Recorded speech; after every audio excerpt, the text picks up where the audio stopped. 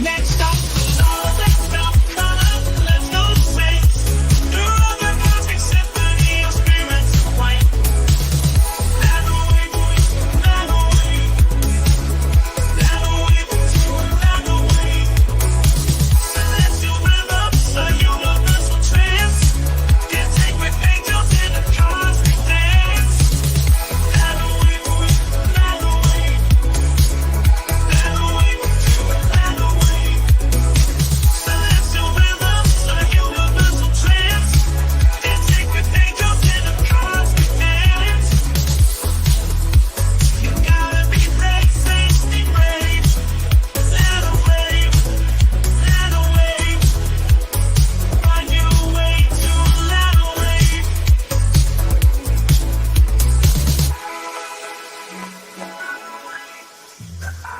Next up, call up, let's go, saints.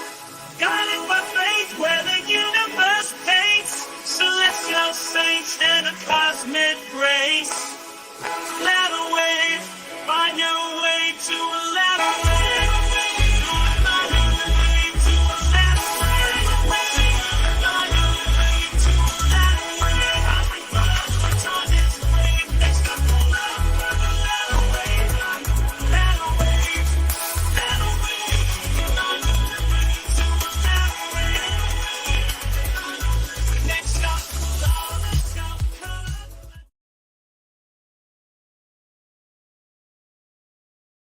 Well, straight from Starbase Kolob, welcome to a moment of positivity with my friend Celestial Warrior. How you doing, buddy? I'm doing fantastic. And how you doing, Xirtus? I'm trying to do well. I enjoy that song. I hope other people do too. I try to put us into a positive mood. We're talking a bit about spirituality today, but also about, I guess, the esoterics of it, which is kind of cool too. And it's interesting because we've met through another podcast that I listen to, you listen to, the Ward Radio. They're doing a pretty great job. And we were talking about how you'd been. Well, let's start a bit about, like, who are you? Good to meet you, Celestial Warrior. Hey, I'm Celestial Warrior. I am from South Carolina. I currently have several temple degrees inside of AMORC, the Ancient Mystical Order of the Rose Cross. I grew up in a heavy religious background, which we'll get into later in the podcast. But Sweet. yeah, that's basically who I am and what I'm about.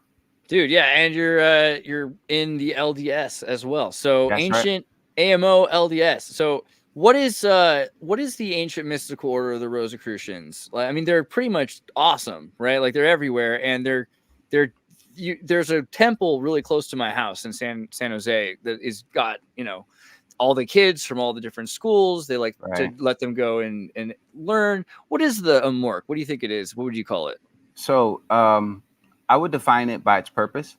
Its purpose is the raising of consciousness and awareness in our society towards the values that give us light and give us hope. And basically getting in tune with the divine, with God, so that your soul is prepared to have what we call in the Rosicrucian tradition mastery of life. That is the ultimate goal of the Rosicrucians, is that we have a mastery of life. So let's go back a bit, and you can explain how you got interested in this. You said you came from kind of a spiritual background. Like, what was your childhood, like with spirituality and all that? Sure. So I grew up in the Institute of Divine Metaphysical Research. This is, by all definitions, a cult. It is something that I would advise everybody to stay away from. It's not a dangerous cult in the sense that it harms anybody. I mean, nobody's getting sacrificed. That's good. That right there where you have up on the website. So it's just a slant of Christian theology. Basically, I went to Bible class. You go to Bible class 3 days out of the week. Cool. So for me, growing up, it was Sundays, Tuesdays, and Thursdays in my region. Every region has a different schedule. But they also have, they used to have yearly conventions. But it's a very, very, very not, They mix a lot of truth with falsehood. So basically, I learned a lot about the Bible, like because I had Bible classes 3 days out of the week. Like Mm-hmm. Of you can't help but know, know the Bible, know the prophecies that are in it, and course. different scriptures, right? So That's for pretty good.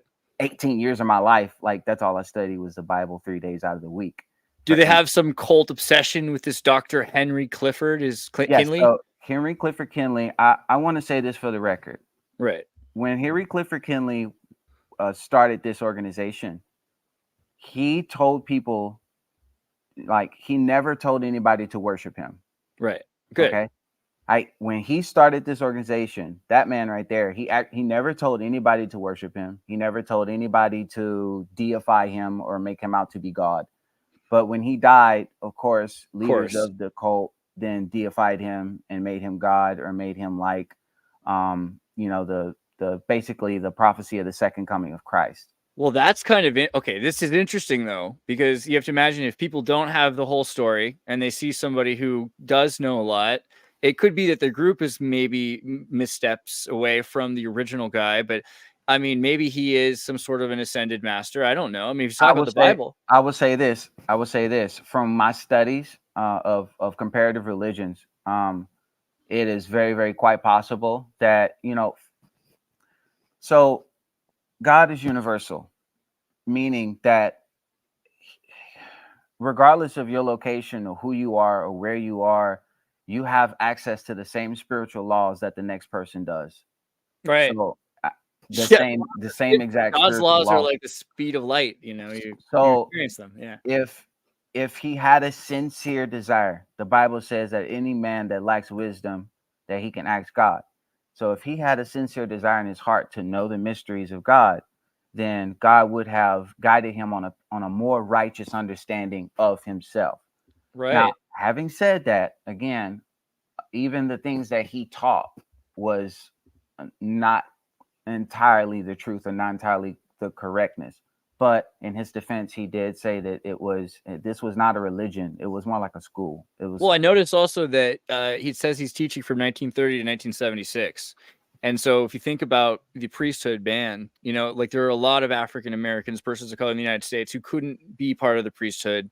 So it could be that this is fulfilling some part of the universe needs this. There needs a place for people that have been forbidden at that time to be able to pursue God. But what are some of the things you think when you now look back and you say this stands out as not truth? This is what so were one this of one the of those things, things? one of the core teachings of the institute was that every man and woman and child is born into this world corrupted, dark, evil.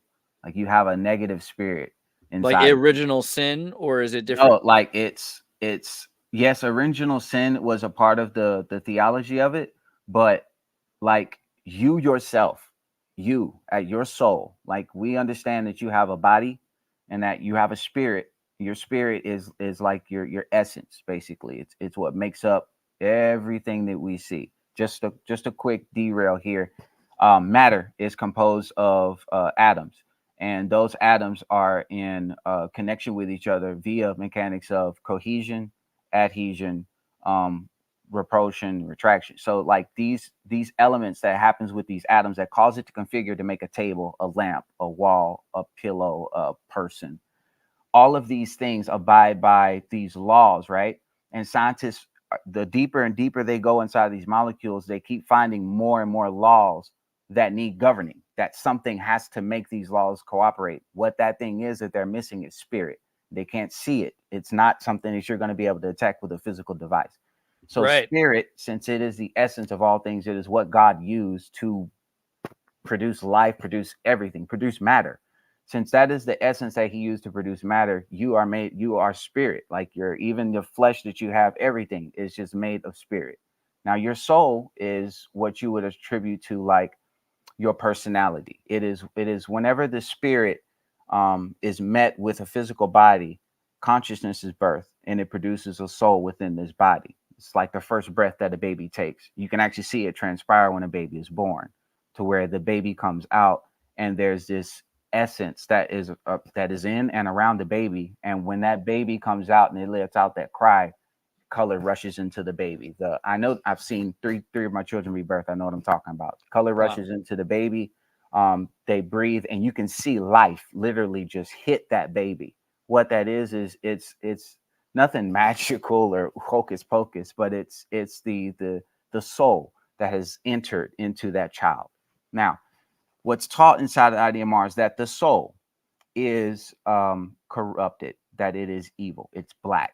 And you use black and white as a context for this, and that through an exchange, in other words, we're going to take your soul out of your physical body, and it's going to be replaced with a righteous soul.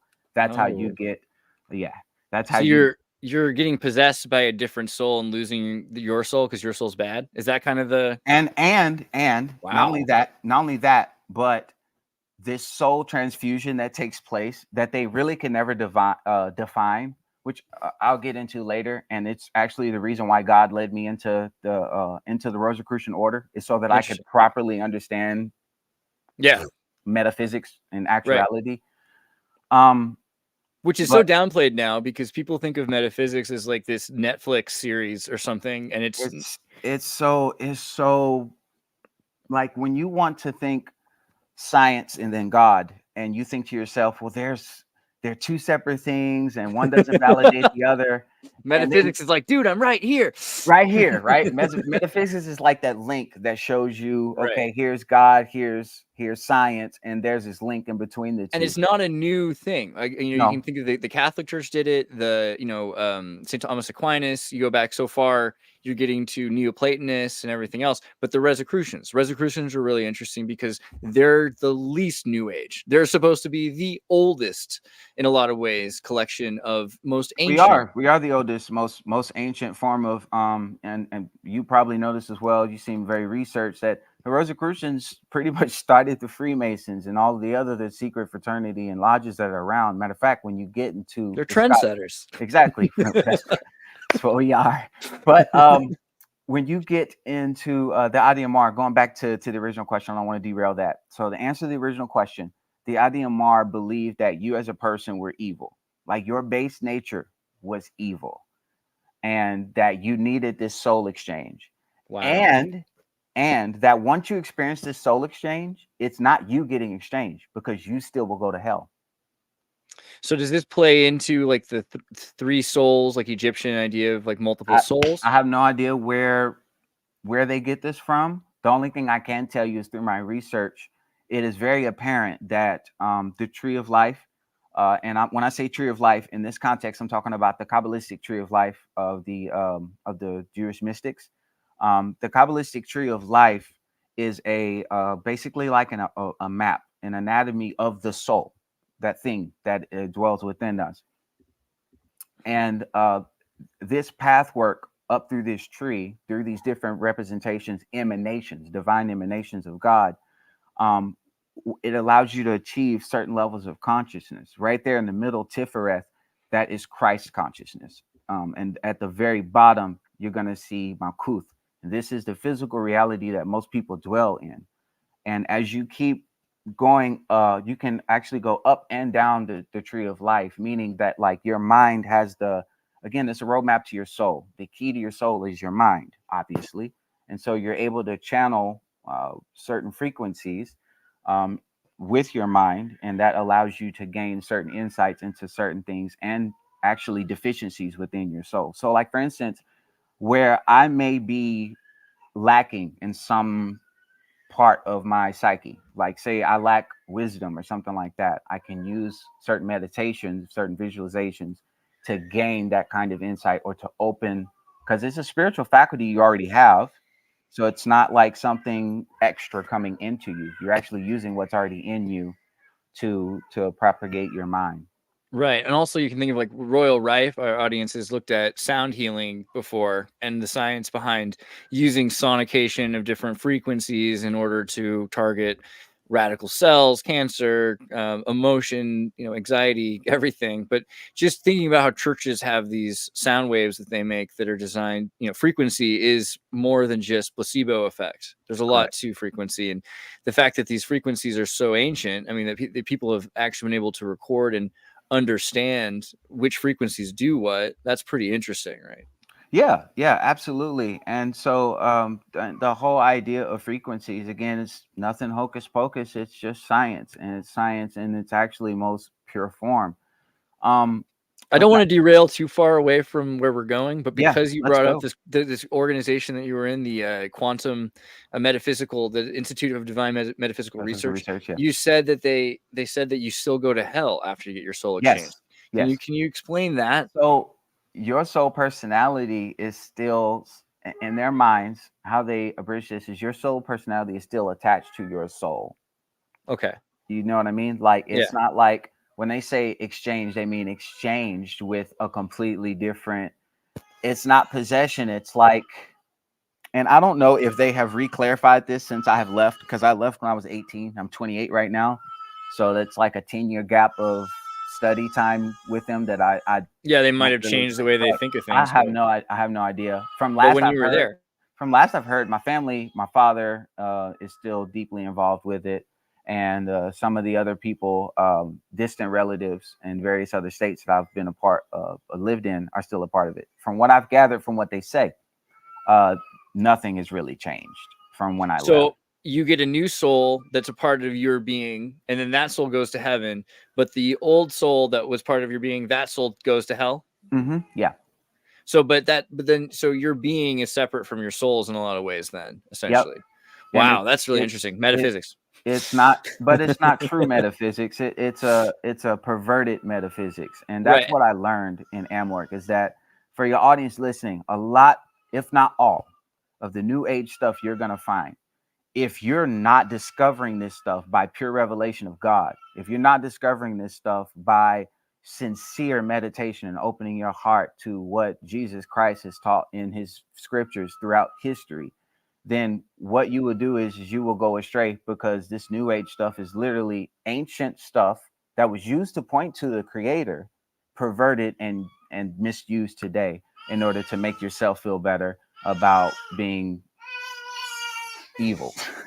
That baby knows. That baby's like, Aleister Crowley. No, yeah, I hear you. I hear you. I mean, that's kind of the thing. The amount of suffering that happens because of New Age magic, that people think New Age magic is going to lead to further revelation. How you doing? Good to see you. Yeah, I mean, New Age magic revelation and ancient texts, if you're choosing to get something from the source, then you know at least that it's supposed to serve that thing. If you don't, then you should kind of assume that wherever you're getting from wants you to serve it, right?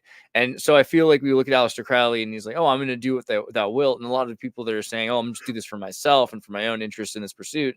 And that leads you into serving something else that's like, oh yeah, I'll give them just enough information that they can hurt themselves, right? So what is it in the AMORC, the AMORC order that gave you the idea that this was false and wasn't the true path? And All right. So when I left the IDMR, I went into Satanism, and left hand path. So interesting. How did that all happen? So I found, basically, I was 18. I found out that I was in a cult, pretty much, like looking around and realizing, holy crap, like, yeah, I Sounds so am different. Okay. right, Okay. And so I was sitting there and I'm like, well, at this point I kind of feel extremely. Hold on one second. If she want, you can give her a hug. She's No, it's fine. My wife has it, but okay. So I was feeling extremely betrayed at this point in my life. I was feeling like I didn't really have much say or much. I felt stripped. I felt stripped of my understanding. Like I felt lost, because this was something I had put my whole heart and mind into. Right, this was something that I had like really, really believed, and it all came crumbling down from various very simple stuff, like the nature of God, like that, this Dr. Kinley being God, and this happened, this person being God, and Adam was God, and Joseph, let's see, Moses, after Moses you had was it Joseph, I want to say, after Joshua Joshua, after, sorry, yeah. Joshua. So Joshua, he was God. And like, so it's just like, so they have this like a manual reincarnation kind of. That's okay. So for every dispensation, they believe for every dispensation, God showed up in a physical body and walked the earth plane and did stuff. Like it's kind of like the Jewish Chabad movement with the Lubavitches. They have the same kind of idea, right? Yeah. It's interesting. So, yeah, it's pretty crazy. So once I woke up, and also just the fact that they tell you that your soul is evil. So like maybe you'd want Satanism if you thought your soul. Right, if I thought my soul was evil, yeah. Bingo. So that was it. So that's what drove me. That's what I was getting to. That's what drove me to Satanism. I was like, well, you know what? Since I'm going to hell anyways, I might as well get very well acquainted with that domain. And sir, I did, to the point to where I'm not gonna say my credentials here, but when I was in the left-hand path, I was in DMs with like EA coding, and like, I mean, and when I say DMs, I'm talking like this guy was taking tips from me. I was operating, and I always knew from a very early age that I had big spiritual insight. And but you avoided doing like, you didn't 09A, you didn't go to the 09A or do anything like no. I didn't hurt anybody. I didn't do Order of Nine Angels. I didn't hurt anybody. Yeah. I firmly believe that you could practice that religion without hurting someone. At the same time, if you are practicing that religion, you are hurting someone, you're hurting yourself. Yeah. And so that is that eventually led me to leave. I was like, okay, I can't do the whole Satanist thing anymore. I'm gonna have to actually go and do something else. Yeah. So as you were becoming a Satanist, and you're realizing though that it's hurting yourself and that you're kind of glorifying, this destructive path. I mean, is that kind of what led you to decide you wanted to find another church? Or were you still in the AMORC, or how? No. So after I did not join AMORC until after I found Jesus. I left Satanism because Satanism destroyed myself. It destroyed my soul. I became addicted to drugs because the whole premise of it is do what thou wilt shall be the whole of law. And so since I was raised in a very strict religious household and I just completely went the complete opposite spectrum, all I did was just try everything and do anything I could in order to try to please myself. Right. So I eventually ran myself into the ground, and I needed an out. I needed some kind of salvation. I had studied the Bible for years, so I asked Jesus to fix it. Let's take a baby break. I'm going to put on another one of the songs, and then in the meantime, you can hug your baby for a second. That seems like a good way to. I might need to help the wife. Yeah, give me one second. Yeah, we're going to take a baby break.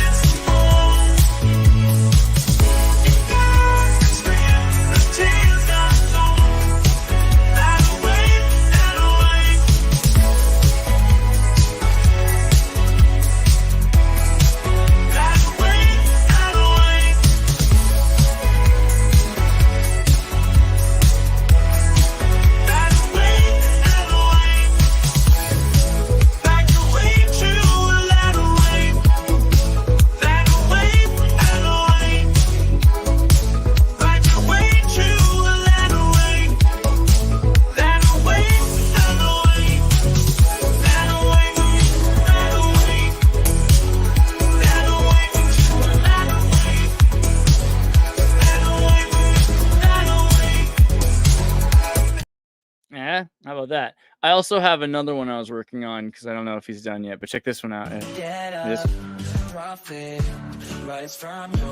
swear, the LDS propaganda tonight is better than you think.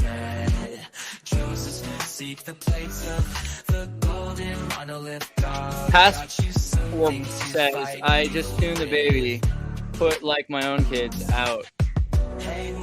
night. You've become embodied and bright. Gotta admit, it's pretty good. How do I Like a hyper pop, progressive, hardcore punk rock, punk pop. All right, now I'm back. Okay, cool. We're about to do the breakdown. We're gonna drop it real quick. One second. take flight? See, she likes it. It's cool. See, kid, you like it. Maybe she just needs to listen. There we go. Yeah. That's probably the way to do it. She could be. Is it he or she? What's your child? This is Mary. This is my Mary. second. She can't hear you. That's okay. But as long as Mary is included, maybe Mary would be happy. That's right. Yeah, exactly. So okay, we were talking about how you were in Satanism. You were like, I'm gonna destroy my soul because, like, why not? It's like I'm gonna live my life. Well, no. So, I wanted to know more. This is gonna sound really weird, but I wanted knowledge, and I was not afraid of the dark side. Like, everything I had studied in the scriptures had let me know that demons and angels were not as powerful as humans. And this, I know for some that may be like, what did he just say? It's truth. Demons and angels are not as powerful as humans. A little bit of theological drop here. Whenever we were created and fashioned in heaven, before we were created here on earth, our purpose was to become greater than the angels by the trials here set on earth. And so this ability that we have in order to ascend and be greater, and that's where this the whole ascended master thing comes from. This ability that we have to ascend to these types of spiritual evolutionary heights is very real, but it has to be done Jesus's way. It has to be done his way. Otherwise, you're going to end up following some kind of false doctrine. But I mean, I had to come to know that through Satanism. I had to figure that out, that this, even though it was getting me results, even though it was getting me, and it was, even I found out very quickly how real magic was, how real all of these things are. I found out very fast, but I had no understanding. When I say understanding, I'm meaning I had no like real understanding of what I was doing to myself, to those around me, and also, what I was actually doing to my destiny. Because a lot of people may not know this. If you're out there and you're involved in Satanism, Luciferianism, Aleister Crowley, black magic, chaos magic, whatever you want to call it, you're destroying your destiny. Because these demons, what they do is they may do favors for you. They may give you some information that's real and true. But anything that's meant good for you is going to turn out bad. Anything that is meant good to happen to you, like if you were supposed to get a raise at work,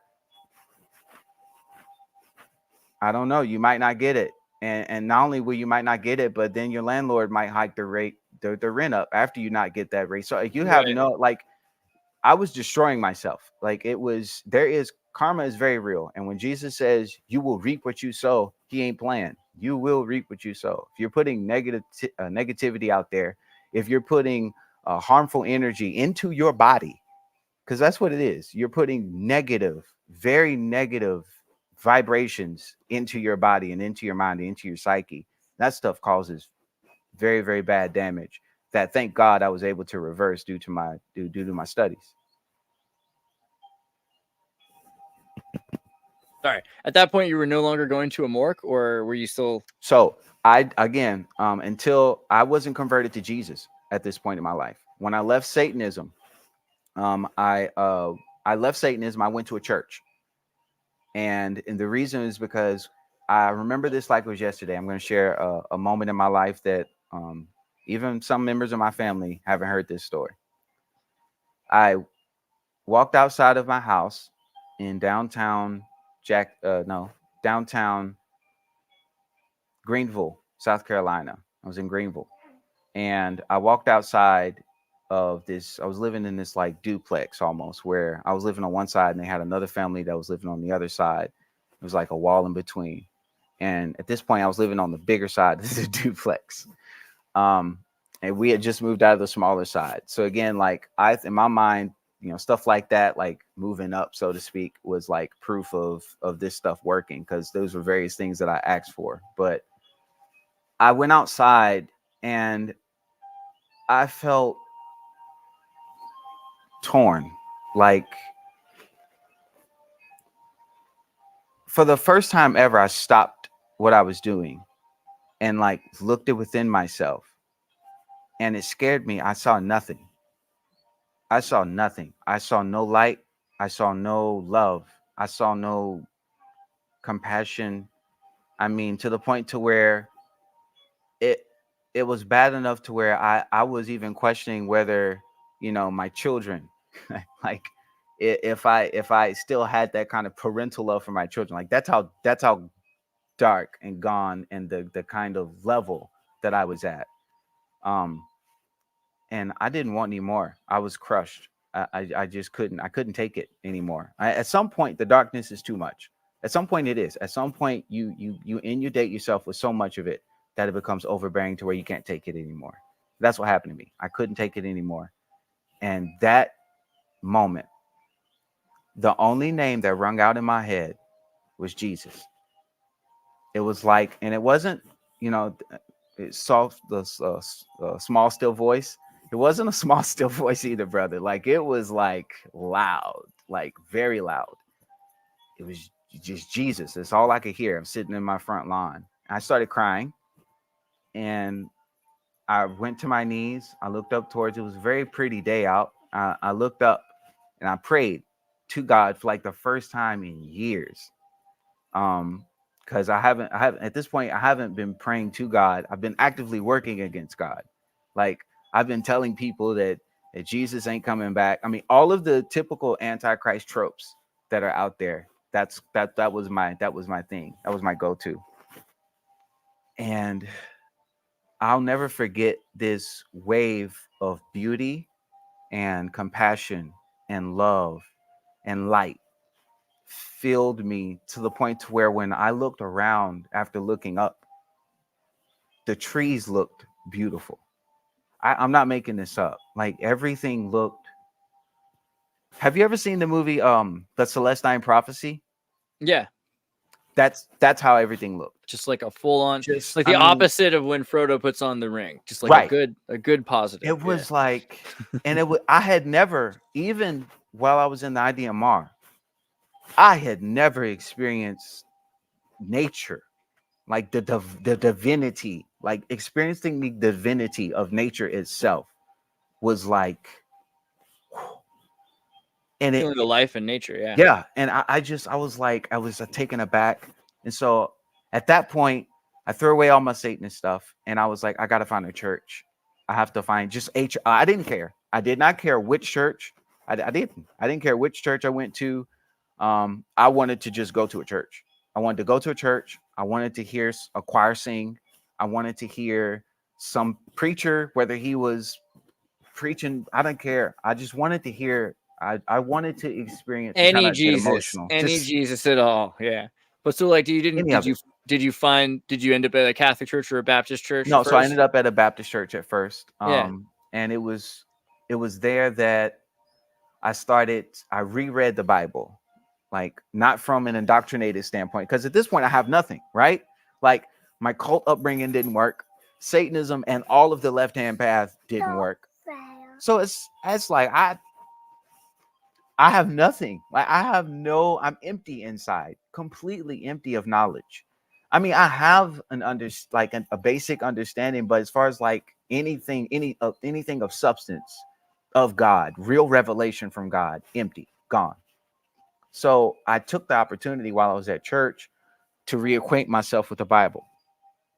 Brother, revelation started to pour like you would not believe. And I started to see the problems in society. I started to see how broken everything was, and how everything leading up to that point in my life I needed in order to help the next person overcome a lot of these same problems. So I approached one of the members of that church, and that Baptist church was a Mason, Brother Shanks. Brother Shanks, I approached Brother Shanks. Me and him got to talking. Mm-hmm. And me and Brother Shanks got to talking, and I had basically, he would come by the house, and we had become good friends. Like we would talk about the Bible together. We would talk about various different things. I knew he was a Mason, but I didn't like inquire any further. And eventually I asked him about it. Like, dude, I keep seeing you wear this weird ring and like you have these hats on and you invite me out to these. Yeah. You give me these weird handshakes and you invite me out to these like very weird like gatherings, right? Where it's fun. Like the kids, they have like bouncy houses and stuff set up for kids and stuff. They're very charitable people. Yeah, dude. Okay. Freemasons are awesome. So I just wondered, I was curious, like, what is this? And I got to talking with some of the brothers and they wanted me in. Yeah. But one of the brothers was a Rosicrucian as well. Oh. And so he saw that, no, this guy needs like he needs more than just like Freemasonry. Like he needs that and like spiritual understanding and the resources and the libraries and different, texts that he can, get this kind of stuff from. And so at my interview, they said that because normally after your interview, they'll do a voting inside of the lodge to accept you as a member. I need that light. I need that light. So they'll put something. You can switch now. She can go with your mom. There you Yes. So they would. Point is, he's got a wife and kids, so you know what? Like, we're just gonna put up the sign of distress. Keep going. So I had at the interview, one of the brothers, he pulled me outside and he said that I think you would benefit from AMORC. And I was like, now what is this? Like first I thought I was going to be a Mason, and now you're telling me about AMORC. Like, what's AMORC? And he's like, just go to the website, read about it, and tell me what you think. So I go to the website and I start reading it, and instantly it was like, yes. Like, this is it. This is what you're looking for. This is what I'm looking for as far as like really starting to understand and having the resources at my fingertips to get the information I need quickly. And the community is super helpful in AMORC. Like you can go on the, if you're a member and you have access to our site, when you go on the online community forum, you can ask a question in chat. You're going to get an answer, and you'll get multiple answers from multiple perspectives, and all of it valid and beautifully put. But anyways, AMORC, when I did that, I got converted to Jesus. Then I joined AMORC. And so when you joined AMORC, you through the Baptist church guy, he helps you join the group in South Carolina. So through the guy at that church, that's how, and we still maintain a healthy relationship. But I had to leave that church. This is why. Because I was in AMORC, because I was reading the Bible, God was throwing revelation at me. If you are diligent and sincere, for anybody that's listening, if you're diligent and sincere and truly seek wisdom from God, he will give it to you. He will give it to you. He will give it to you. And boy, did he give it to me. And it got to the point where I was like, okay, I'm starting to gain a lot of conservative. I hate using that word, but I'm starting to gain a lot of conservative views just from reading the Bible, like just from understanding prophecy and understanding where we are. I was like, I'm not too happy with preachers preaching politics from the pulpit. Yeah. You know, I'm not too happy with, and it has alchemical consequences, and you see it. Yeah. Right. It has very, very bad consequences. And I was like, I'm not too happy with that. So we left. We went to a different church who was more apolitical, more spirit-filled. And their doctrine, aside from the common theological differences like the nature of God and different things like that, the doctrine was very, very, very, very, very much in line with a more universal God approach. Like, this is a Baptist church you found? This was a non-denominational church, primarily black church. Both of these churches were primarily black. I've been pretty stoked, I want to say, on black churches. I know that seems like a weird genre of church, but they have better, like music, a lot of music to start. Oh my Lord! But look, beyond, I'm not gonna lie. When I coming from my background and then going to an LDS church, my man, like, yeah, I was like, for the first time, my first thought Lord forgive me. My first thought was, my God, this is boring. Like, Well, I mean, you there's got to remember they kicked the devil out, and he used to make all the good show tunes, But I appreciate that you like some of my latter wave music, because I think we're gonna make a difference. But no, beyond just the music, I think a lot of time I've been in a black church, I've heard them speak about things that don't, apocryphal or deeper scripture things that don't always get talked about in a I will give them skateboarder credit for that. I church. will give them credit for that. And that and again, this second church that I went to was exactly like that, where It's the awesome, yeah. pastor that was there, he also was very, very, very adamant about the Spirit of God. And our big thing in that particular ministry was Grace Cathedral Ministries. In that particular ministry, it was about sowing and reaping. Don't, people in chat, don't go freak out. He wasn't one of those pastors. Like, he was that one out of 100 that was legit. Like, Nice. he was, I was, he called me a son. I had access to all the back rooms. I saw what was going on. I was impressed. I mean, the guy actually ran it like a church. It was beautiful to see someone with a sincere heart trying to get the message across. Circumstances, not grievances, made me leave that church. So it got to a point where I was having my third kid at that point in my life, and scheduling was bad. The church was like a long ways away, and I was driving a kind of semi-busted vehicle. My wife was trying to finish school at the time. So God, in his cleverness, knowing that I would not willingly leave that church, made it to where it was difficult to stay for me to make it in church on Sunday. And so at this point in my life, brother, I was frustrated. Yeah. Because now you thought you were doing the right thing, and now I'm completely derailed. And mind you, I'm a professional saxophonist. Oh, really? That's super bass. I'm a professional saxophonist. So I was playing saxophone in church. What? My man. Oh, and then you go to the Mormon church? You care more than thousands. I had thousands of people that would tune in on Sunday mornings just for praise and worship to hear me play. I'm not even joking. That's what the pastor said himself. I'm that good. And it was amazing. And I thought that that's what he wanted me to do. But watch this. God took that away from me. And then he made me study more of the Bible outside of the church. And I started to realize that there are missing pieces in this book. And they keep retranslating this book over and over and over again because they keep finding things wrong with it. For instance, in an older version of the Bible, it says that one of the kings was 44 years old when he took the throne. And then in another edition, a newer edition of the Bible, it says that he was younger. So which edition is right? Same Bible, but you have different ages for the same king. So which edition is right? The most latest edition is right because they have the most archaeological and geographical evidence for that kind of stuff. So that's the reason why we keep having same translations of the Bible. I got frustrated with trying to study all these different translations and piece all this stuff together. I started studying the Quran. This is the Muslim faith. Yep. And I started actually practicing the Muslim faith. This is how inspired I was by the Quran. I started actually practicing. But on your own? Were you not going on my own. I started practicing on my own. I would eventually go to the mosque every now and then. I said Salah and all that kind of stuff.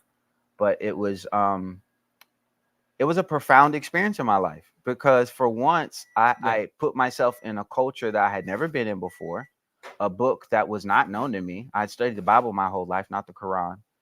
Yeah. And even though there were several members in AMORC and others who were Muslim, I never was one. So when I started studying the Quran, something clicked that didn't click before when I was studying the Bible. And it clicked in such a big way, it made me take my Rosicrucian studies far more seriously. Really? What clicked was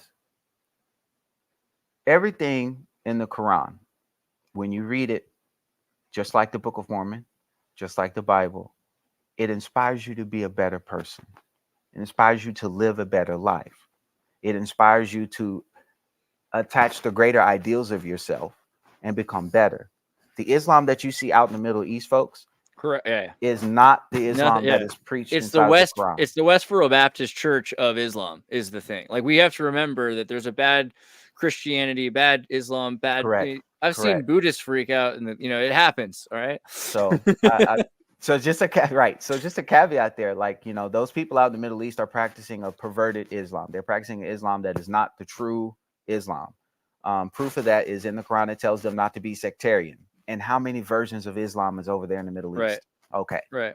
Yeah, it's So- supposed to be non-sectarian. And if you look at Spain in the Middle, we've done some videos talking about this, but like when Spain was a Muslim country, they were so non-sectarian that they just kind of considered Christianity and Judaism to be kind of part of the Islam Right. of their society. And it's just really interesting how we've gotten away from everyone agreeing. Like the LDS Church and I forget which group of Islam, but they have good relations because of that. Yeah. And so, but it clicked because when I was reading the Quran, I started to see, it's like, wait a minute.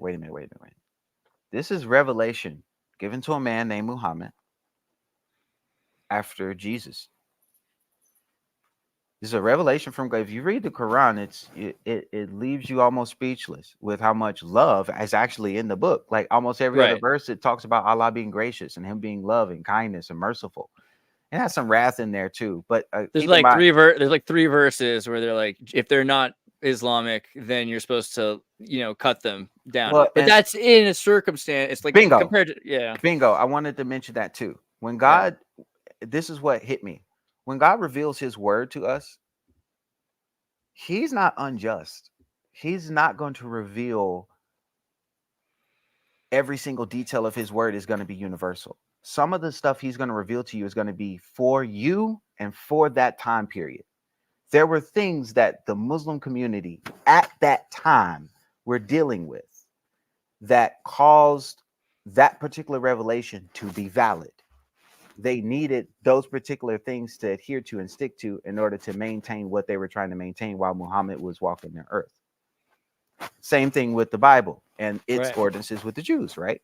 There are things that when God reveals his word, he reveals it to those people for that time. The law of Moses is a perfect example. Now, if me and you want repentance, we pray to Jesus and we get it. But back during that time, you had to sacrifice a certain animal. Yeah. In parallel to a certain crime. And if you didn't do that, you couldn't get repentance. But if we were to do that now, you would be put in prison for animal abuse. Right. And there's different kinds of, like, even Noahide versus the 10 Commandments. Like there's rules for the priesthoods. There's specific priesthoods that are part of the tribe.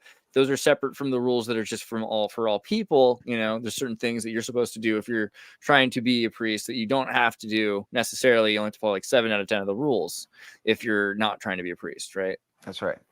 So it's anyways, back on track. The Bible and the Quran were revealed for their time, which started making me wonder, there's got to be a book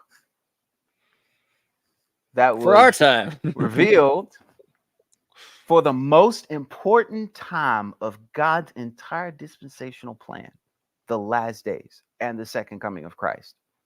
There has to be a book that was revealed to the latter day saints. You're just thinking logically at this point. Like, well, it would stands to reason that, So where do I go? I'm a member of the Rosicrucian order. I've grown up in the ranks. I've studied with them. I started to learn the hand signs, the gestures, the handshakes, the code words, the symbols, all of it.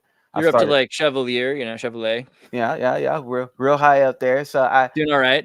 I'm sitting there and I'm having a good time. And I'm like, let me open up the library and start coordinating with my brothers and start figuring this out. Lo and behold, I find out through studying more of the Bible, because actually that's what it led me back to. Ironically, right? Yeah. That's Isn't that crazy? Yeah, right.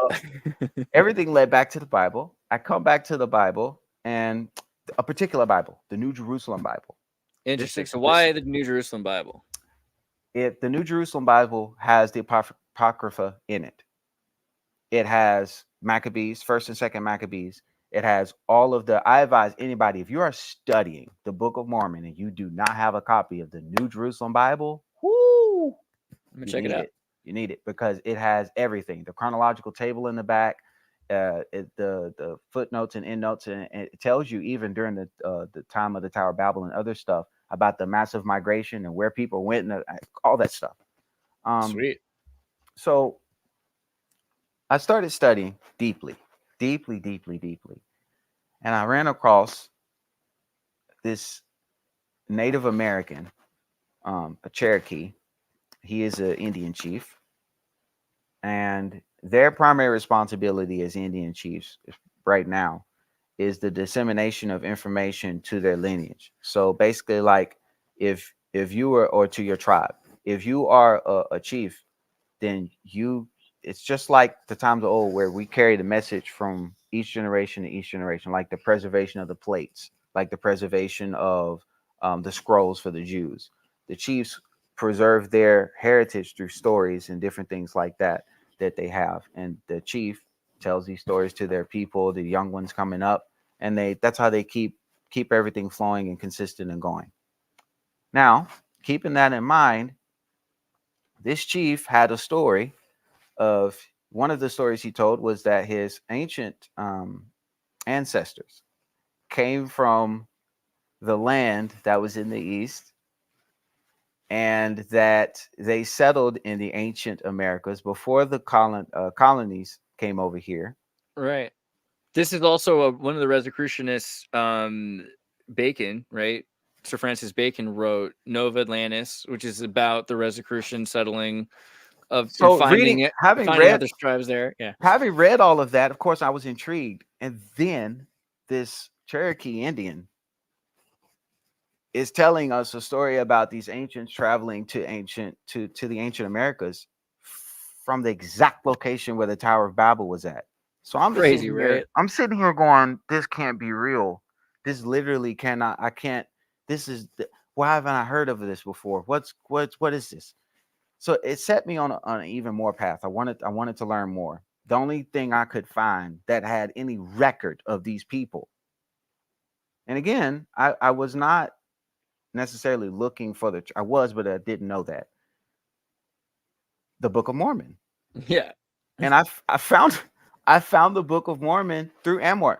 And you're like, really? Wait, through the AMORC, really? Yeah, so there are Mormons, there's Yeah, Mormons that are true. Rosicrucians. So surprise. So through talking with them, I was able to like go, okay, all right, I need to read the Book of Mormon. One thing they told me was just read the Book of Mormon and pray. So I got a PDF version of the Book of Mormon. I think there's a free PDF version somewhere on the LDS website. I got the PDF version of it. I started reading it. And the first, it's not on our website, but it's on the LDS website. Yeah. But the first chapter, I want to say, when I got done with the first chapter, and I read the introductions, the testimony of the 3 witnesses, and I think testimony of the 8 witnesses they have in there, and looked at the pictures. I loved the pictures. I thought they were awesome. And as I'm reading this, there's an unshakable revelation happening to the point to where I could not stop reading. I'm not joking. Like, I went from I'm curious to I'm home. And it was one of those situations, man, where you're sitting there and you're just like, this can't be real. This can't be real. Now, the time from me leaving that church, right, the last church I was at, and studying Islam, and then coming into LDS, this was a long period.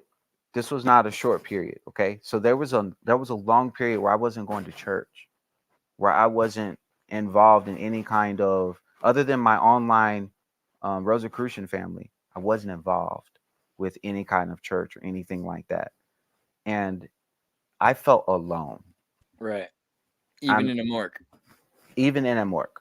And the reason I felt alone even in AMORC is because even though AMORC is the invisible college, it is where I learned and got revelation of God. I understood the nature of God. I understood the plan of salvation. You learn these things. It's interesting because you came at it so logically. Some people have such a hard time with this stuff. And even in their church, they're like unable to accept people laugh about Kolob. People have a hard time with a lot of these things, but you're coming at this from a place where it's through deduction, reasoning out the formula. You're like, wait, there has to have been Lamidia, Appalachia. You're looking at it from almost a completely objective point of view. And you're saying, well, it has something to exist there, right? It has to there, right? Right. I find that interesting.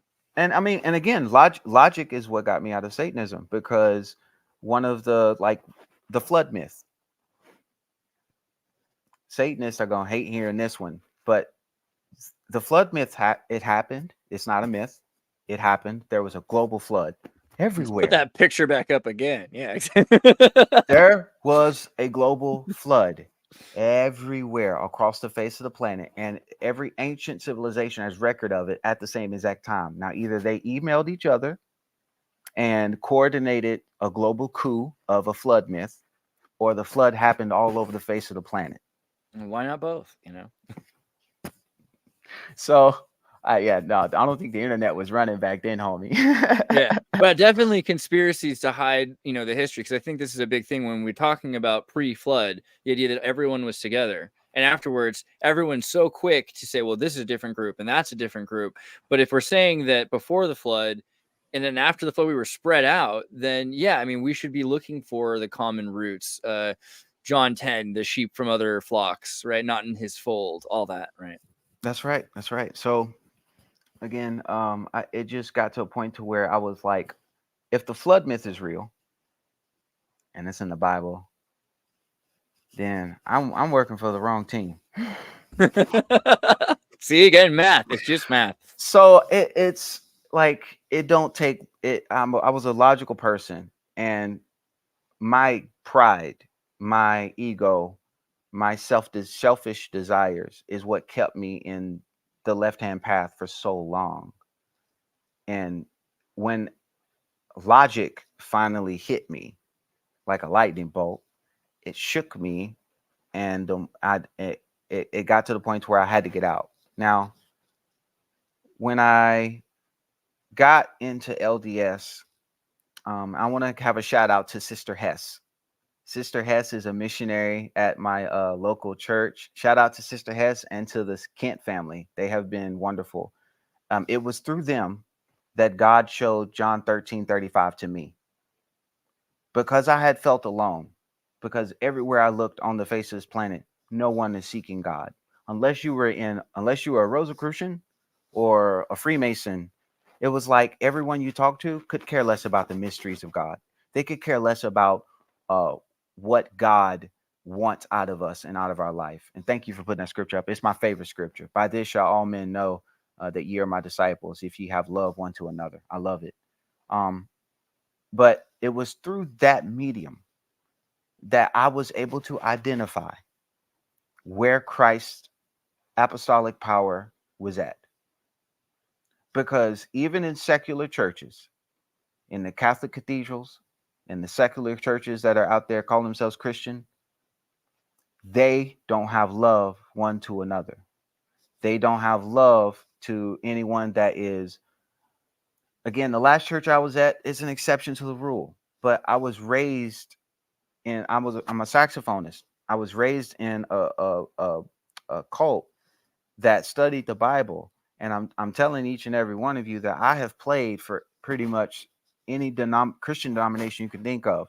I played for Catholics. I played for Baptists. I played for the Methodists, the Episcopalians, the evangelists. We're gonna make some Mormon music later, you and I. We can, yes. But I mean, I've played for all of them, like all their music. I played for all of them. And everywhere I went, guess what was lacking in each church house? The real authority and apostolic power. When I say apostolic, I mean orderly. The orderly power of God and Christ here.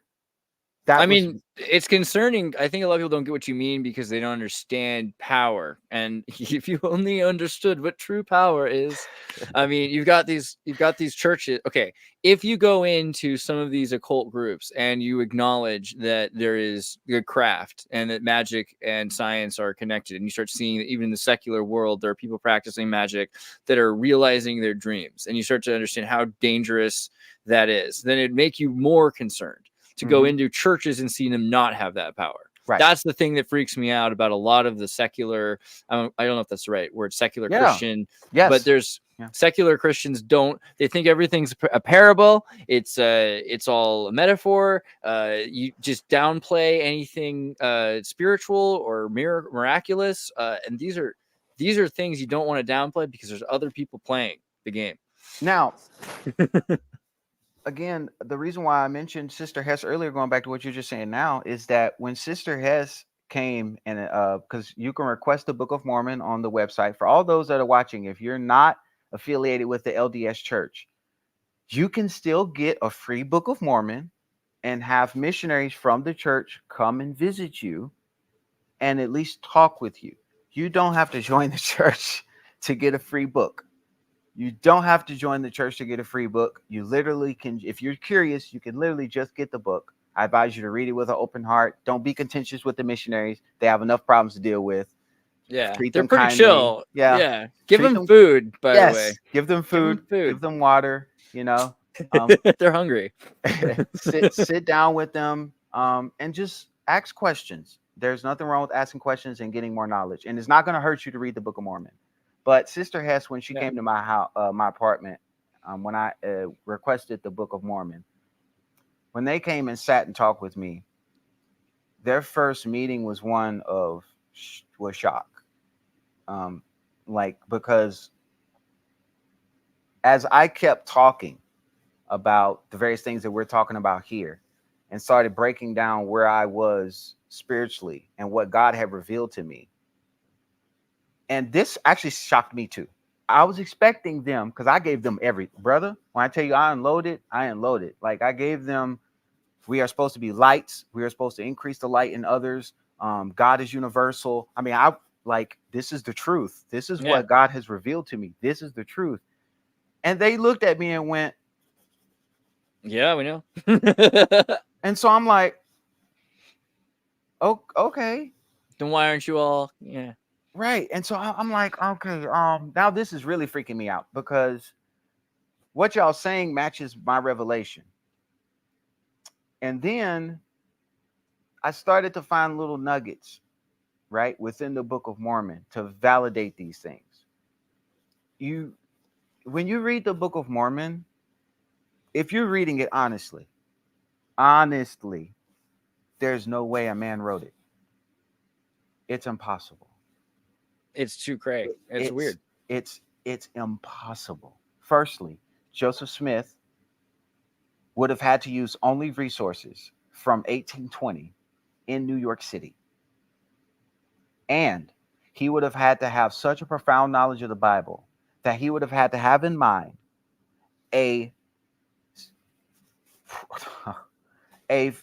outline of how this entire book is supposed to be laid.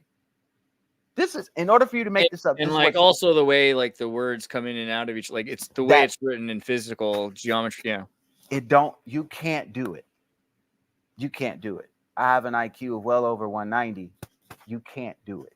Not going to get away with just also in front of 30 or 3 witnesses, 9 witnesses. He's got 65 working days. Yeah. 65 working days. I'm just saying, I want people to try. Don't get me wrong. If you please go try. I think that's awesome.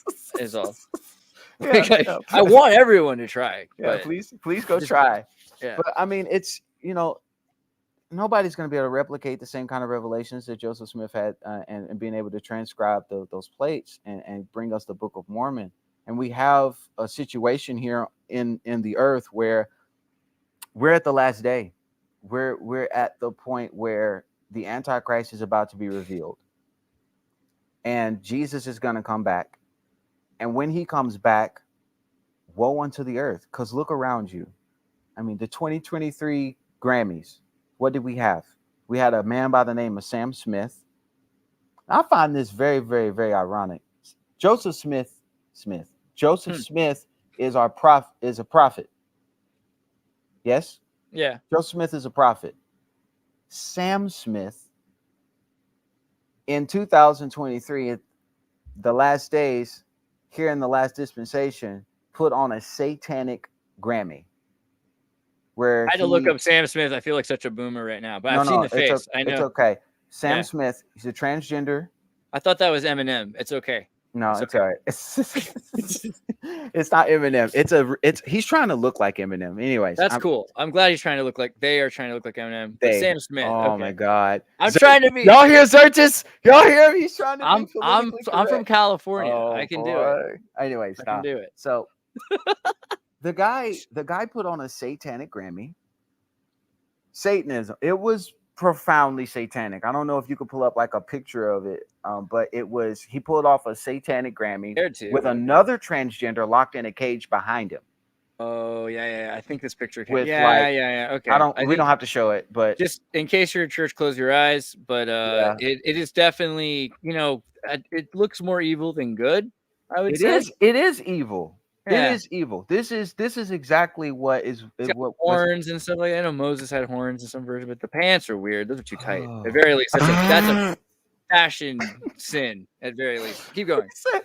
Anyways, but I'm just saying, like, it's showing us where we are in the end times. It's showing us, like, look how far. Yeah.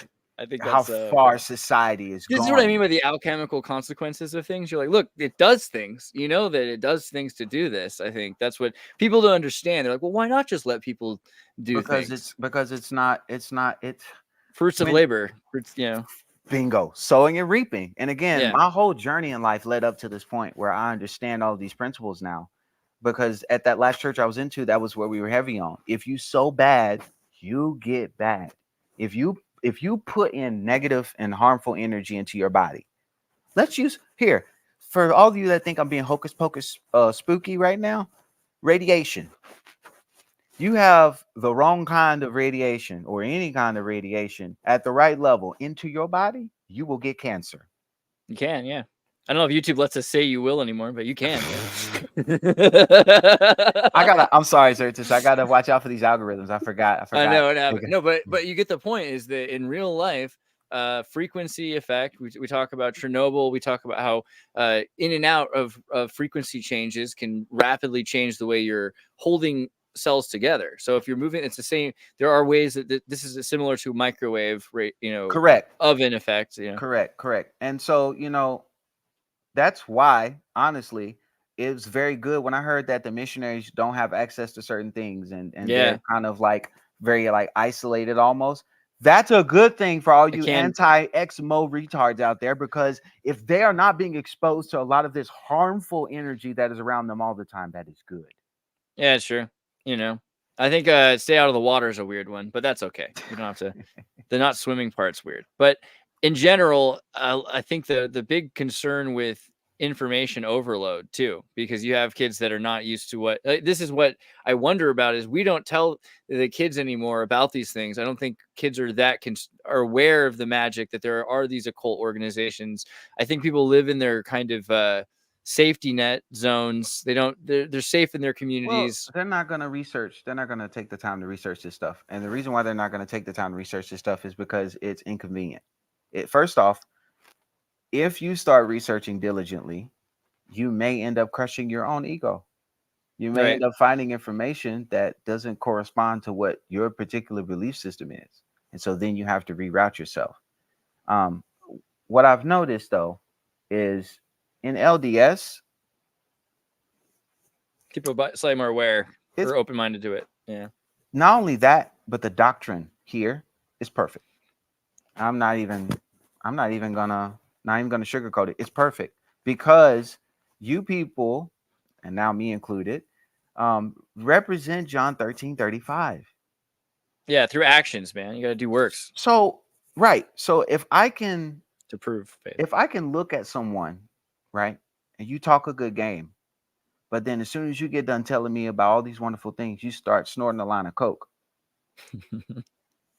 Well, I mean, you obviously don't do what you're saying. So the advice you're giving is gonna it doesn't have it's not gonna carry weight. Now,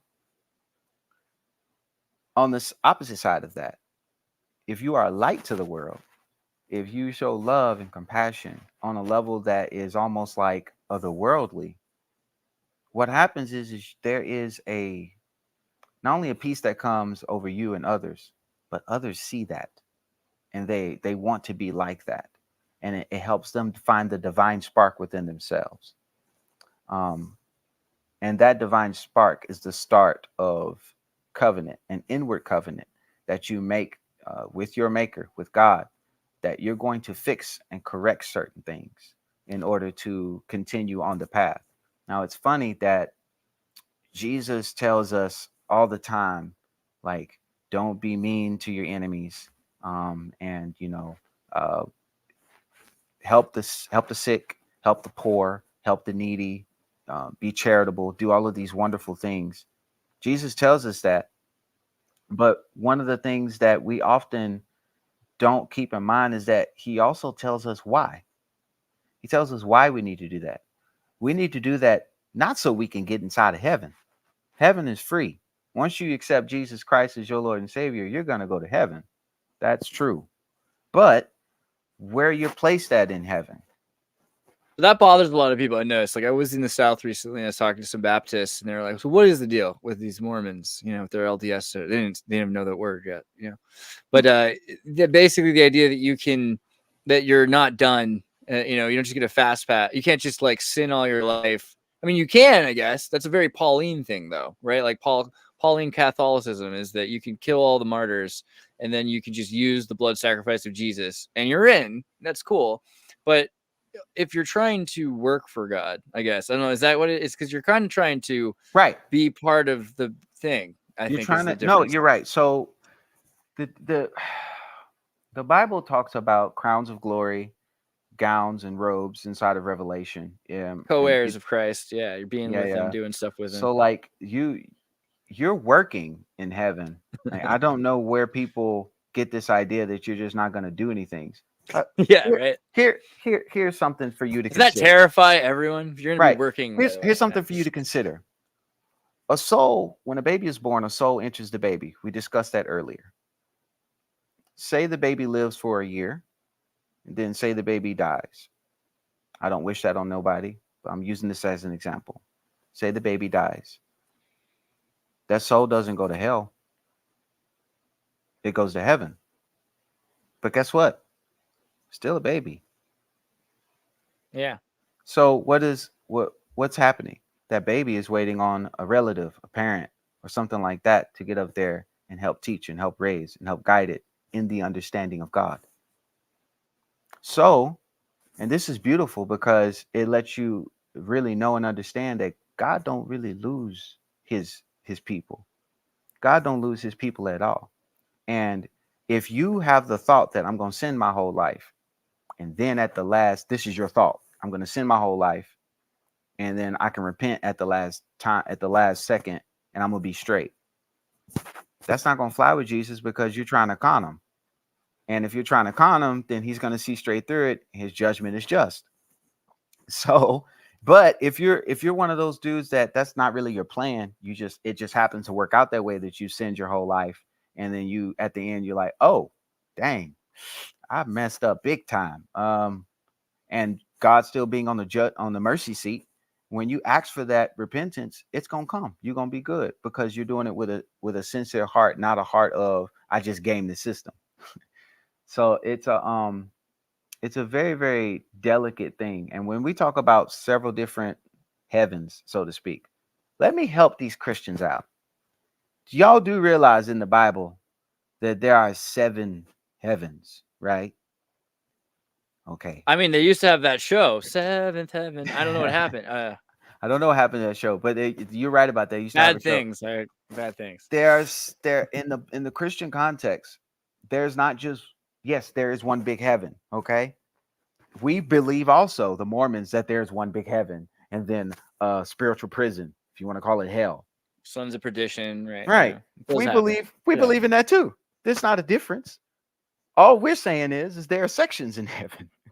Yeah, which is what Yeah, it says in the that- Bible. that's In what it says in the Revelation, Bible in Paul says Revelation. it, you know, I could be a wonder where I thing. read that. I wonder where I read that from. Could be a thing. Yeah. It could Well, be. I don't want to like push you too hard on this one, but one of the things I found really interesting is, you talked earlier about how Freemasonry took a lot of its cues from Rosicrucianism. Well, I'll say this: the people who started Freemasons were Rosicrucians. Right. Rosicrucians are anti-dogmatic, so Yeah. we don't like And the force.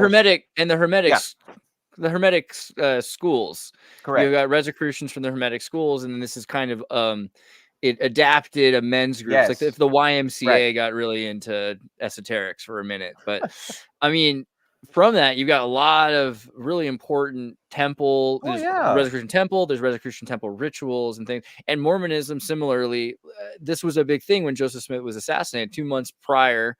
He had joined the Freemasons, and the right. Freemasons are saying, "Oh well, you stole our rituals," even though those rituals are clearly much older. I mean, is that what your interpretation is, or what do you see about this idea, the fulfillment of the priesthood rituals?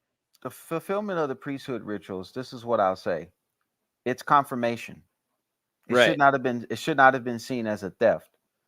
For instance, right, I know for a fact that God, Jesus, and the Holy Ghost are 3 separate things, even though they operate under the same holy divinity. right. Okay. So I'm not, but that came by revelation. That didn't come by study. And I did not, I understood that before I got into LDS. And so part of my journey also was that when the missionaries would come and try to teach me these things, they would get here, and Sister Hess is my witness, and Brother Kent from my ward can attest to this. I knew the doctrine almost fully of LDS Church. I had some questions about Brigham Young, but that's obvious. Brighamism isn't Latter-day Saintism. Right. So I once those concerns were done, as far as doctrine goes, I had it down. I knew it before here. So that's a testament to revelation. In the same way that, okay, Joseph Smith set up this temple, he doing these rituals and stuff. Was he a Freemason whenever he set this stuff up? No. He found out about, oh, this just happens to be the same thing. Okay, so it's revelation from God that what I showed Joseph Smith is true. Because I have you guys doing the same thing inside of the Masonic temples, inside of your Rosicrucian temples. I have you guys doing the self. Yeah, it's exactly like what you said. Like, it's kind of confirmation. Like, it should really make them feel better about the fact that while society was falling apart throughout history and time and space has gone through all these things, that somehow these priesthood rituals still exist. Isn't that that should be like, and because of them, like they're the ones who've been helping keeping it going to an extent. Although they are, to a different degree about different things. Do you feel like the purpose is so much, is it so much different to be the purpose, And that's a good question. And I'm going to answer it like this. During each time period, God has preserved his light. He has never once in the history of mankind allowed his light on the earth to be extinguished. Always got a candle going. Yeah. Always got a candle going somewhere. So whether it was the Rosicrucians that were carefully tending that light and had to keep it, they went underground for a while because the church started prosecuting people for saying that the earth was round. And that, I mean, come on. I mean, just so in order to preserve truth, you have to kind of go underground. So the Rosicrucians kind of for a long time was the torchbearers. And in my opinion, they still are carrying that light, but it has evolved. The Masons then were carrying that light. Now, the temple for the LDS Church, its difference is that in the Masonic and the Rosicrucian lodges, you have the invisible college, the school of thought, where you're learning the mysteries of God and different things like that. Whenever you're coming into the temple, if you have been studying the Book of Mormon properly before you get to the temple, You're going to know the mysteries of God. You're going to know the nature of God. You're going to know the plan of salvation. You're going to know all of these little intricate things by revelation and by studying the Book of Mormon, that all the things that the Rosicrucians and the Freemasons are going to teach you. Okay? You're going to come to that same knowledge and understanding. So the temple, and the reason why God has this certain ceremony set up in the temple, and you won't, they're the same ceremonies, but there are different ceremonies in the Rosicrucians and Freemasons temples that aren't done inside of the LDS temple. Those are meant to unlock certain faculties that people who aren't Mormons could have access to. So basically, the Book of Mormon opens up your spiritual psyche. It opens up revelation from God. As you study this and as you absorb this information and this light, you're then ready to go into the temple. And the rituals that you're performing there is not meant to enlighten you, because you're already supposed to be enlightened. The rituals that you do, or the ceremonies that you're going to do inside of the LDS temple, are meant to fulfill and carry on the next level, the next life that happens, and fulfilling and adhering to those principles in the kingdom, the new kingdom that we're aspiring to. So that is the distinct difference between the two. That's interesting. So one is about the AMORC is more about self-ascension or self-evolution to an extent, but you would say the works are missing, maybe, like do you feel like it's not as philanthropic, or, I mean, like the LDS church, a lot of the rituals are like baptism, for instance, of the dead. Right. So just to help people. AMORC is more individual. It's to help you gain a more universal understanding of people around you, and like you begin to genuinely, you begin to, if you study with us, you begin to like be more caring and compassionate with people. Now, without Christ, because AMORC doesn't necessarily teach you Christ, it's non-dogmatic. Without Christ, you will lack purpose. So God is going to reveal all these wonderful things to you because his laws are universal. If you're tapping into sowing and reaping, you're tapping into give me wisdom and I shall find it. Eventually, you're going to be led to Christ. But along that route, you may have revelation, but without Christ, there's no effectual working in your being. So it's interesting too, because when I understood my purpose, I began to understand that the nature of God and his message was that we do an inward work, not so much so that we can be saved, but so that we can help our fellow man who does not have the same degree of light that we have attain the light, or if they don't have light at all, help them come into that light. So that is the big big thing, I think, with Rosicrucianism versus Mormonism, is that Rosicrucianism, it is about that self. It is about fulfilling the spiritual center of self, becoming very well acquainted, and also a restudy, because by the time you leave high school and stuff, you forgot Science 101, you've forgotten, reading 101 and English literature, and you've forgotten all of these things. And so AMORC, it's an indivisible college. It's going to reinvigorate that study habit that you have. It's meant to get you more in line with God. LDS is meant for when you are in line with God, now your purpose is given. Now you could be a missionary, you could be a teacher, you could be a bishop or a president, whatever it is that God calls you to do in his ministry. Until you have that light, until you have the Christ consciousness, until you have that Tifereth, it's a no-go. So I gained revelation of God, but it was only because of the LDS church that I gained purpose in God. So do you feel like the AMORC, do you still go to AMORC? I'm still a member. It's lovely. I still do the meditations every day. It's what brought me to the dance, so to speak, right? It's not Antichrist. As a matter of fact, Lonnie C. Edwards, who God rest his soul, he passed away fairly recently. He was a high-ranking member of our order. He wrote a book, and you can probably pull this up: "Spiritual Laws That Govern Humanity and the Universe" by Lonnie C. Edwards. This book, and especially the section talking about love, very Christ heavy. So this was an organization that extols Christ as not an ascended master or prophet, and that if you were to try to be like Christ, then you will achieve this light within yourself, and other people are going to want to be like that. Now, again, the mission of AMORC is the mastery of this life.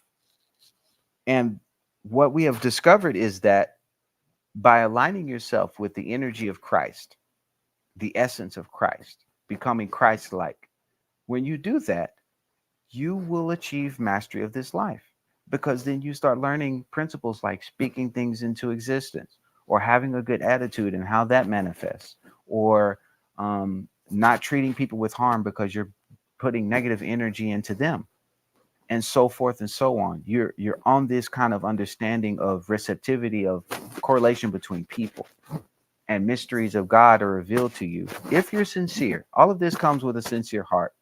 You know, there are people within AMORC that don't know what I know. There are people within LDS that know far more than I know, because they have been on the sincere path longer than I have. But it's just worthy to note that AMORC praises Christ. Like, I mean, you're not gonna make it if you're bashing Jesus Christ inside of AMRC. You probably gonna get excommunicated, or at least nobody's gonna want to talk to you. I'm having some weird. Oh man, there's issues here with my power. It's starting to. I think my battery's dying or something. Oh no. Maybe we should. We'll do a second episode, because I feel like we can do more. But like, is there anything you want me to say before we cut off? Because I think my laptop's about to die. I'm sorry. No, nothing. Nothing else. I think the only thing that I wanted to mention is that Jesus is real, and everything that I have studied throughout my life validates the Book of Mormon, validates that Joseph Smith was a prophet, and validates that God is who he says he is, and that he's coming again. And I'm telling you, to everyone that's listening, if you would just study the Book of Mormon and pray and open your heart sincerely, God will shine revelation on you like you have never experienced in your life. I guess I got my light back, so I'll ask one more question, which is just in terms of the complement of working on both, like AMORC and LDS. Do you recommend to members like that they should check out AMORC? Do you think that it'll fulfill aspects of their faith? Yes, and you need time. You also need time. When I say time, is AMORC, Mormons and AMORC is very similar, because the Mormon culture, as far as I can tell, is very study oriented. Mormons, I've noticed, love to study, which fits me perfectly. I love it. But the Rosicrucians are the same. So Rosicrucians every day, again, it's non-dogmatic. So it's not like nobody's forcing you to do this.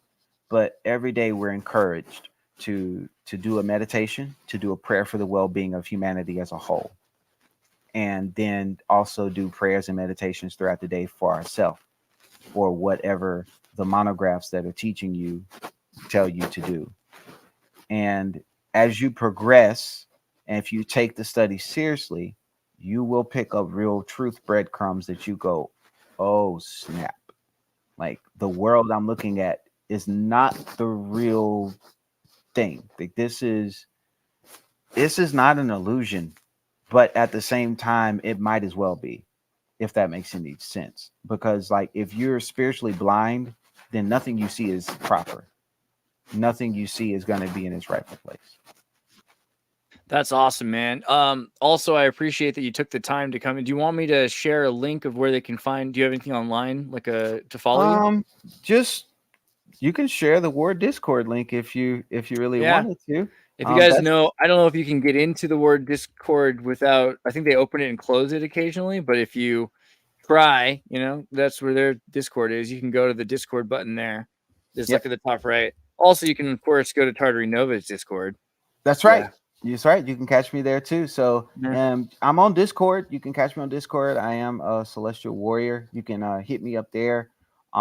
If you have any questions or want any more details, and I would love to do a second episode because I do feel like that there Yeah. is We'll do it an a hour later lot so your more. kid's stoked on and yeah, but I'm sorry for like the technical difficulties, No, but in don't general, I think apologize. it was a good Oh it's yeah, interesting stuff, and there's a lot to question about magic and science. And I think that a lot of people are maybe about to be more open-minded by looking at what science is doing that's so magical.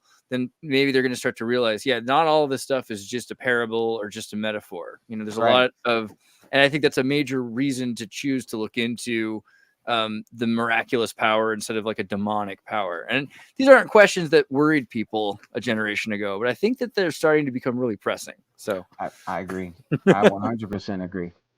I appreciate your time. I'll see you soon, man. Good to see you, Celestial Warrior. Hey, Peace out. good to see you. I imagine that right now you're feeling a bit like Alice, tumbling down the rabbit hole. That away